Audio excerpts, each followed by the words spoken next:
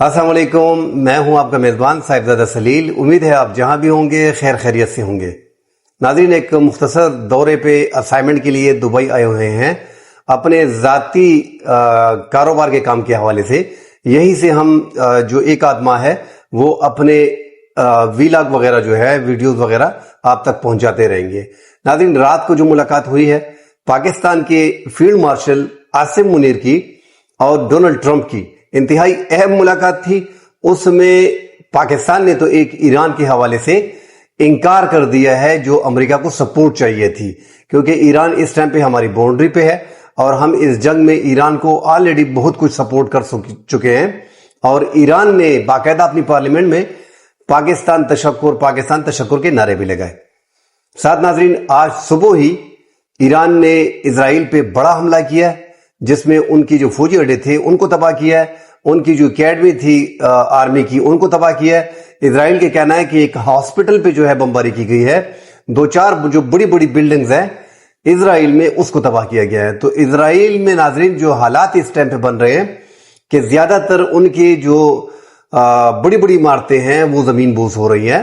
بڑی تباہی مچا دی ہے ایران کے بیلسٹک میزائلز نے، جو ہر شام کو، یہ پہلی بار ہم صبح دیکھ رہے ہیں کہ آج صبح انہوں نے اسٹرائک کی ہے، مگر دن میں زیادہ جو ہے وہ اسرائیل ایران پہ بمباری کرتا ہے، اور تباہی جو ہے وہ تہران میں بھی ہوئی ہے۔ اس حوالے سے ناظرین ڈیٹیل سے بات کرتے ہیں۔ ناظرین، دوستوں سے گزارش ہے جنہوں نے ہمارے چینل کو سبسکرائب نہیں کیا، کائنڈلی چینل کو ضرور سبسکرائب کیجئے گا، لائک کیجئے گا۔ موضوع کی طرف ناظرین بڑھتے ہیں۔ فیلڈ مارشل عاصم منیر پاکستان کے آرمی چیف جو ہیں ان کی ملاقات ہوئی ہے امریکہ میں صدر ٹرمپ سے۔ اب ناظرین، یہ پاکستان کے پہلے، آپ پاکستان کی پوری تاریخ دیکھیں تو یہ پہلا پاکستان کا فیلڈ مارشل ہے یا آرمی چیف ہے جو امریکہ کی امریکی ریاست کے صدر سے جو ہے وہ ملاقات کر رہا ہے۔ مطلب پاکستان میں یہ بھی کہا جا رہا ہے کہ وزیر اعظم ہے، جمہوری حکومت ہے، اس کے باوجود آرمی چیف کا ڈائریکٹلی صدر ٹرمپ سے ملنا کوئی تک بنتا ہے؟ تو بہت سی چیزیں ناظرین پوری دنیا جانتی ہے کہ اس ٹائم پہ پاکستان میں جو موجودہ نظام ہے یہ ایک ہائیبریڈ نظام ہے، اور ساری پاور جو ہے وہ مکمل طور پہ فیلڈ مارشل عاصم منیر کے پاس ہے۔ یہ صرف پاکستان نہیں، پوری دنیا جانتی ہے۔ اب جب ایک آرمی چیف کے پاس ساری پاور ہے تو ڈیفینیٹلی پھر بڑی طاقتیں جو ہیں اس سے ڈائریکٹلی رابطہ بھی کرتی ہیں۔ اس سے پہلے بھی ناظرین پاکستان میں ڈمی گورنمنٹس ہوتی رہی ہیں یا پرو اسٹیبلشمنٹ گورنمنٹیں جو ہیں وہ آتی رہی ہیں۔ عمران خان کی 2018 میں حکومت، ان کے سر پہ بھی اسٹیبلشمنٹ کا ہاتھ تھا، ان کا بھی کہنا تھا کہ ہم 10 سال 15 سال حکومت کریں گے، اور جنرل فیض جو ہے وہ 2030 تک آرمی چیف ہوگا، جو تحریک انصاف کا ایک پلان تھا جس پہ پانی پھیر دیا گیا۔ اسی طرح موجودہ حکومت کا بھی ایک پلان ہے، مگر موجودہ حکومت میں تھوڑا سا یہ چینج آیا ہے کہ یہ مکمل ہائیبریڈ نظام ہے۔ عمران خان کے ٹائم میں اسٹیبلشمنٹ کا ہاتھ جس طرح باقی نواز شریف کی گورنمنٹ میں اور بینظیر کی گورنمنٹ میں، اور ذوالفقار علی بھٹو جس طرح وزیر خارجہ بنے، مطلب پاکستان میں جتنے بھی آپ دیکھیں جتنے بھی سیاسی جماعتیں ہیں تو جب بھی الیکشن ہوتے ہیں بھٹو کے وزیر خارجہ بننے تک ان کو جو سیاست میں لانے کا ایک طریقہ کار تھا وہ بھی اسٹیبلشمنٹ کے ہی مرہون منت ہے۔ اسٹیبلشمنٹ نے جب دیکھا ہے کہ جو سیاست عوام میں اپنی جڑیں رکھتی ہیں اور پاپولیرٹی کے معراج پہ ہے، ان کے سر پہ ہاتھ رکھ دیا جاتا تھا اور ان کو اقتدار میں لے کے آتے تھے، مگر بغیر اسٹیبلشمنٹ کے آپ پاکستانی حکومت میں نہیں آ سکتے۔ یہ پاکستان کی جمہوریت شروع سے ہی ایسی ہے۔ مگر یہ عمران خان کا حکومت جب آیا، عمران خان کی حکومت جب 2018 میں آئی، مطلب نواز شریف جب پاپولر تھے تو ان کے سر پہ اسٹیبلشمنٹ نے ہاتھ رکھا، بینظیر جب پاپولر تھی ان کے سر پہ اسٹیبلشمنٹ نے ہاتھ رکھا، اور پاپولرٹی کے پیمانہ ناظرین ان کا ایم آئی کا سیکشن جو ہے جو انٹیلیجنس ہے، اور ساتھ آئی بی ہو گیا، ساتھ آئی ایس آئی ہو گیا، دیگر ایف آئی اے ایجنسیاں پاکستان میں ہو گئی ہے۔ تو جتنے بھی ایجنسیوں کی رپورٹ تھی اس کے مطابق جو ہے وہ اسٹیبلشمنٹ ایک پاپولر جماعت کے سر پہ ہاتھ رکھتی تھی، 2 بار نواز شریف، 2 بار بینظیر بھٹو، اسی طرح آگے چلتا آ رہا ہے۔ 2018 میں عمران خان کی جو حکومت بنی اس کو ہائیبریڈ حکومت کہا جاتا تھا، مگر یہ موجودہ حکومت جو ہے یہ مکمل طور پہ ہائیبریڈ ہے۔ عمران خان کی حکومت میں پھر بھی ایسا لگ رہا تھا کہ سارے اختیارات جنرل باجوہ وغیرہ کے پاس ہیں، مگر عمران خان بھی کچھ ایسی باتیں بیچ میں کر دیتے تھے جو موجودہ حکومت موجودہ حالات میں موجودہ وزیر اعظم جو ہے وہ نہیں کر سکتے۔ کہنے کا مقصد ہے ناظرین، کنکلوژن یہی ہے کہ پاکستان میں اسٹیبلشمنٹ جو کہے گی وہی ہوگا، اور اب تو اسٹیبلشمنٹ کے جھولی میں ساری پاور جو ہے وہ پھینک دی گئی ہے۔ سیاسی جماعتوں کے آپس کے اختلافات کے باعث پاکستان میں اسٹیبلشمنٹ جو ہے وہ بہت تگڑی ہو گئی ہے. تو دنیا کو بھی پتا ہے کہ ساری پاور جو ہے وہ آرمی چیف کے پاس ہے. انڈیا اور پاکستان کی جنگ جو رکی ہے، امریکہ صدر ٹرمپ جو ہے وہ کہہ رہا ہے کہ پاکستان نے میری مانی ہے اور اس جنگ کو روکا، اور آئی لو یو پاکستان. اور جو آرمی چیف سے ملاقات ہوئی ہے وہ ایک بہترین ملاقات رہی ہے. صحافیوں کے سوال کے جواب میں اس نے یہی کہا کہ پاکستان نے جنگ جو ہے وہ میرے کہنے پہ روکی، سیز فائر کیا انڈیا نے اور پاکستان نے، اور پاکستان کے ساتھ تعلقات، اور پاکستان ایک اچھا کنٹری ہے. نصرت ناظرین، ایران کے حوالے سے ضرور بات ہوئی ہے. اب پاکستان وہ دوسرا فیکٹر جو ہے خارجہ پالیسی کا کہ چائنا اور امریکہ کو پاکستان کیسے مینج کرے گا، تو یہ اب تک تو پاکستان مینج کرتا آ رہا ہے. جو موجودہ حکومت ہے اس کی خارجہ پالیسی تو کامیاب جا رہی ہے. اب اسٹیبلشمنٹ کا اس میں کتنا رول ہے خارجہ پالیسی میں، یہ تو ہم سب جانتے ہیں ناظرین کہ پاکستان کی خارجہ پالیسی چند ممالک کے گرد گھومتی ہے اور اس کا زیادہ تر حصہ جو ہے وہ اسٹیبلشمنٹ کے ساتھ ہی ہوتا ہے. مگر اس ٹائم پہ پاکستان نے بہترین انداز میں چائنا کے ساتھ اپنے تعلقات رکھے ہیں، رشیا کے ساتھ اپنے تعلقات رکھے ہیں، اور امریکہ کو ساتھ لے کے چل رہا ہے. تو تینوں مختلف ذہن کے ممالک جو ایک دوسرے کے خلاف ہیں، پاکستان ان سب کے ساتھ اچھے تعلقات بنا لیے ہیں. اور ریسنٹ پاکستان اور انڈیا کے مابین جو کنفلکٹ ہوا ہے اس میں بھی بڑی طاقتوں نے پاکستان کا ساتھ دیا ہے. تو پاکستان کی خارجہ پالیسی انتہائی کامیاب جا رہی ہے اس ٹائم پہ. ایران کے حوالے سے ناظرین، پاکستان کو جو پریشانی ہے، پاکستان جو ایران کو مکمل طور پہ سپورٹ کرتا ہے. ایک تو پاکستان کے بارڈر کا ملک ہے، مطلب ہمارے بارڈر پہ پڑا ہوا ہے اور ہمارے ایک اسلامی برادر ملک ہے. پاکستان نے مکمل طور پہ سپورٹ ایران کو فراہم کی ہے، ہر قسم کی سپورٹ. اب یہاں پہ ناظرین اگر یہ امریکہ یہاں پہ حکومت چینج کرتا ہے، جو لگ رہا ہے کہ حکومت یہاں پہ چینج ہوگی، تو پاکستان کو اعتماد میں لیا جا رہا ہے کہ یہاں پہ آپ کے خلاف حکومت نہیں بنے گی. اور یہ جو ملاقات پاکستان کی آرمی چیف کی اور امریکی صدر کی ہوئی ہے، اس کا بھی مین مدعا یہی ہے کہ آپ جو ہے اس جنگ میں، ایک تو امریکہ کا اگر ساتھ امریکہ جنگ کرتا ہے تو اس میں پاکستان ان کا کھل کے ساتھ نہیں دے سکتا. پاکستان ایران کے ساتھ کھڑا ہوا ہے، مگر امریکہ نے پاکستان کو یہ یقین دہانی کرائی ہے اگر یہاں پہ رجیم چینج ہوتا ہے تو وہ پاکستان کے لیے برا نہیں ہوگا. حالانکہ ناظرین اگر یہاں پہ پرو امریکن گورنمنٹ اور پرو اسرائیلی گورنمنٹ حکومت آتی ہے تو اس میں پاکستان کا بہت بڑا نقصان ہے.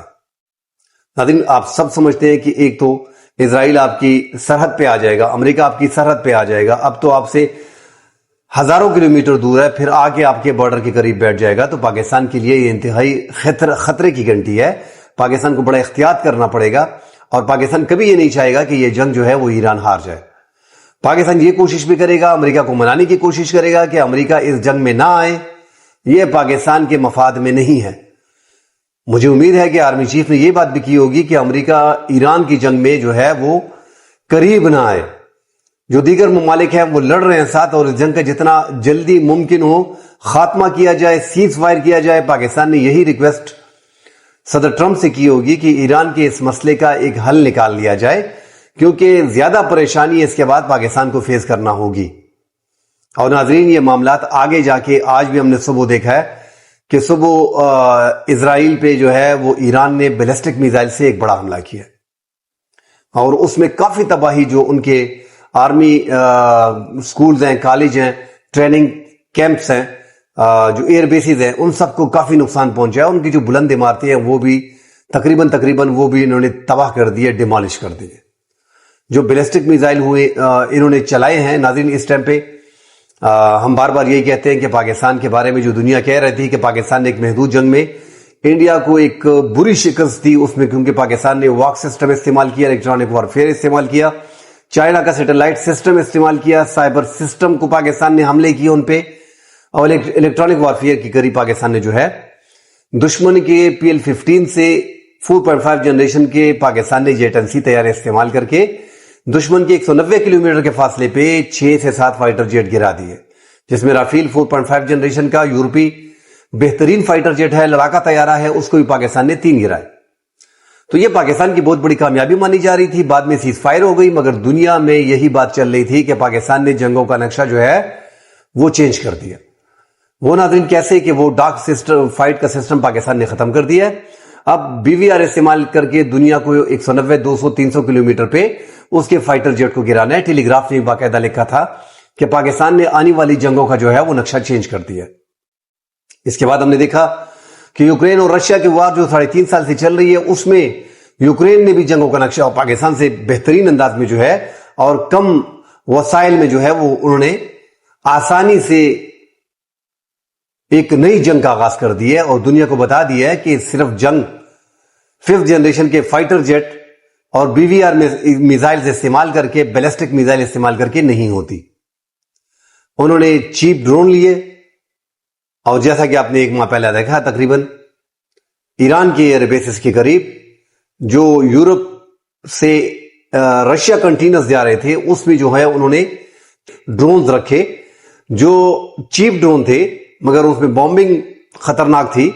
مطلب وار ہیڈ ساتھ لے جا کے 4-5 کلو 6 کلو اور وہ 41 جو طیارے تھے ایئر بیسز کے اندر ریموٹ کنٹرول سے جو گاڑیوں کے جو ہے وہ روف کھولے گئے اور ان کے جو سستا ہارڈ ویئر تھا جو چیپ ہارڈ ویئر تھا اور جو ڈرونز تھے ان کا ایک تو الگوریتم آن کر کے سیدھا جو وہ گئے ہیں تو 41 طیارے جو ہے وہ ایئر بیسز میں تباہ کر دیے جس میں 4 وار ہیڈ بم جو ایٹمی پروگرام ساتھ لے کے جا سکتے ہیں ایٹمی بم وہ بیچ میں تباہ کر دیے تھے. تو بڑا نقصان جو ہے وہ رشیا کا کیا تھا. اس کے بعد ہم یہ دیکھ رہے ہیں ایران کو کہ ایران بیلسٹک میزائل ناظرین اب ایران کا آپ دیکھ رہے ہیں کہ ایران کی فضائیہ نے ابھی تک ایک حملہ بھی فضائی طور پہ اسرائیل پہ نہیں کیا. دوسری طرف اسرائیل جو ہے وہ فائٹر جیٹ 5th جنریشن کے استعمال کر رہا ہے اور 200-250 فائٹر جیٹ آتے ہیں اور ایران میں تباہی پھیر دیتے ہیں. دن کے ٹائم میں پورا ایران کا ایئر سپیس جو ہے وہ اسرائیل کا اور ان کے اتحادی جماعتوں کا ہوتا ہے مگر رات کو ناظرین ان کا وہی ایئر سپیس اسرائیل کا وہ ایران کے قبضے میں ہوتا ہے. ایران اتنے بیلسٹک میزائل جو ہے وہ فائر کرتا ہے تو کافی تباہی مچا دی ہے. اب جو انہوں نے حملہ کیا ہے ریسنٹلی آج صبح جو حملہ کیا ہے تو اس میں بھاری نقصان ہوا ہے اور اس میں 30 سے زائد اسرائیلیوں کو جو ہے وہ ہلاک کر دیا ہے. تو یہ جنگ اگر ناظرین آگے جاتی ہے تو دونوں ممالک کے لیے مشکلات مزید بڑھ رہی ہیں کیونکہ جو ایران کے پاس بیلسٹک میزائل مزید کتنے ہوں گے. اب دنیا اس پہ بات کر رہی ہے کہ 400 سے 700 جو ہے یہ بیلسٹک میزائل تو استعمال کر چکا ہے. آخر ان کے پاس مزید کتنے بیلسٹک میزائل ہوں گے 2000 1500 1700. اب بات اس پہ چل رہی ہے کہ دونوں ممالک کا کافی نقصان ہو رہا ہے جبکہ اسرائیل کا دفاعی سسٹم نے بھی کام کرنا چھوڑ دیا. ان کے پاس بھی پیسے ختم ہو رہے ہیں. وہ جو چیخ رہا ہے اور یورپی ممالک کو بلا رہا ہے اور ٹرمپ کو بلا رہا ہے کہ ہم کا انتظار کر رہے ہیں بڑے بڑے ہوڈنگز لگا رہے ہیں کیونکہ ایران نے ان کو دبوچ لیا. اب ناظرین ایران کے سربراہ آیت اللہ خامنائی کو اگر اس کو یہ مار دیتے ہیں تو پھر رجیم چینج کرنا ان کے لیے بڑا آسان ہو جائے گا. اس میں ناظرین اگلی ویڈیو میں بات کرتے ہیں. فی الحال کے لیے اجازت دیجیے. اللہ حافظ.